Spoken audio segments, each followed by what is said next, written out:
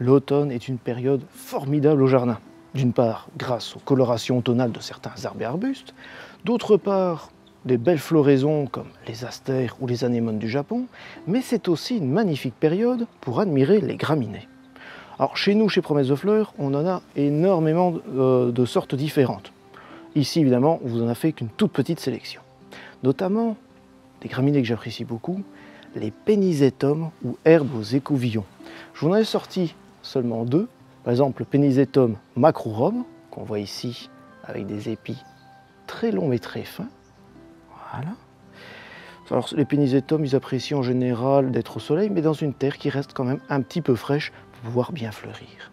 Le deuxième que je vous ai sorti, je l'apprécie beaucoup aussi, c'est Pénisétum alopecuroides. C'est pas facile à dire, et ici c'est le Japonicum.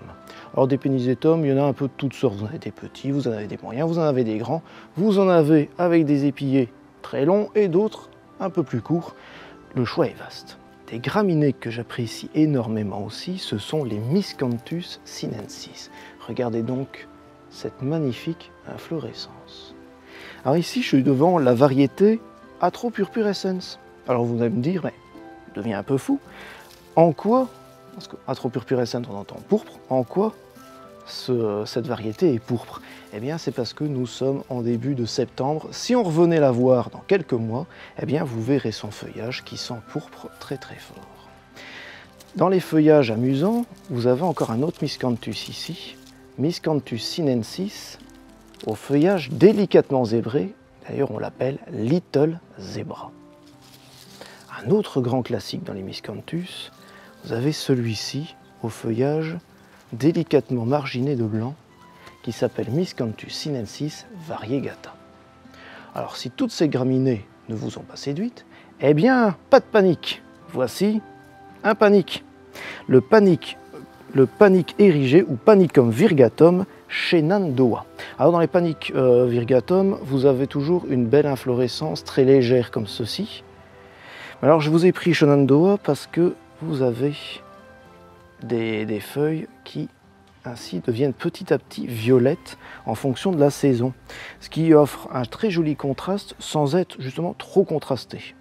Dans le contraste très fort, bien au contraire, vous avez ici Imperata cylindrica Red Baron, un grand classique aussi, on commence à le voir un peu partout, où là vous avez justement des feuillages hyper rouges sur d'autres feuillages très verts, ce qui donne un contraste assez fort qui se voit de très loin, surtout si vous le plantez en grosses taches, on va dire. Alors on a vu du pourpre, on a vu du rouge, on a vu du vert, on a vu du marginé, mais vous saviez aussi que nous avons des graminées au feuillage bleu. Alors c'est un feuillage persistant qui restera bleu toute l'année. On l'appelle le blé d'azur, et là c'est la variété Glauca. Glauca ça veut dire bleu, c'est-à-dire que non seulement c'est du blé d'azur, mais il est encore plus bleu que les autres. Alors ça c'est vraiment une chouette graminée assez méconnue qu'on peut planter au soleil, là aussi dans n'importe quel sol, peut résister à des sécheresses ponctuelles, mais c'est plutôt une graminée très accommodante qui résiste à peu près à tout. On a vu du bleu, on a vu du rouge, on a vu du vert, eh bien je vous présente ce coup-ci du jaune. Mais attention, on a beaucoup parlé des graminées au sens botanique du terme, c'est-à-dire de la famille des Poacées. Alors les Poacées, ça englobe le blé, l'orge, l'avoine, le maïs aussi, et toutes les graminées dont je viens de vous parler. Au sens jardinesque du terme, les graminées en général, on englobe aussi d'autres plantes, et je pense notamment aux caricées, aux carex, et c'est pour ça que je vous en ai présenté deux. Carex oshimensis, un de mes petits préférés, un carex à mettre à l'ombre, à la mi-ombre, dans une ambiance un peu sous bois, un peu une terre assez humide et humifère, et là vous allez voir, ça va illuminer totalement un coin à l'ombre, ce sera magnifique, surtout si vous le mettez aussi en grand nombre ou tout simplement en bordure de massif. Un autre carex, mais complètement différent, le carex de Buchanan.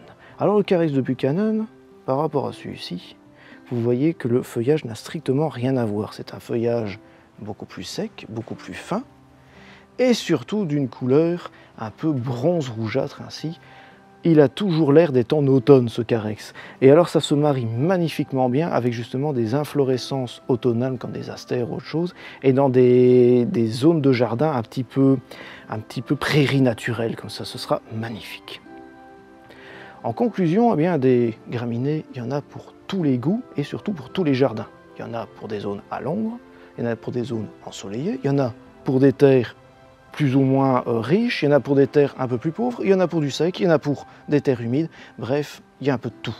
Il y en a des grandes, il y en a des petites, et il y en a surtout pour tous les goûts. Vous avez vu qu'ici on vous en a présenté avec des très belles inflorescences, avec des feuillages assez contrastés, avec des feuillages parfois marginés ou zébrés, ou avec des feuillages très colorés.